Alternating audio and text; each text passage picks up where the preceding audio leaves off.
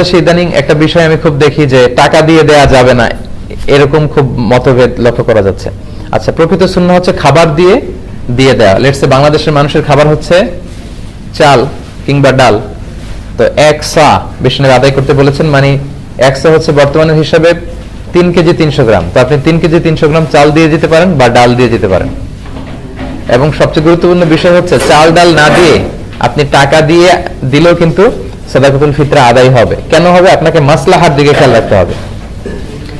আমরা যদি আজকে বাংলাদেশে সব গরিবদেরকে ধরে ধরে 3 কেজি 300 গ্রাম চাল দিয়ে দেয়, ডাল দিয়ে দেয়, তো দেখা যাবে ওর ঘরে কয়েক বস্তা ডাল হয়ে গেছে। তো ও কি ঈদের দিন ডাল খাবে?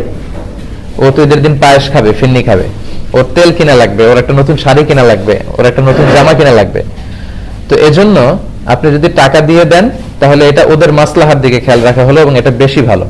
আর এবছর আল জাজিরার এবং বাংলা ট্রিবিউনের একটা রিপোর্টে এসেছে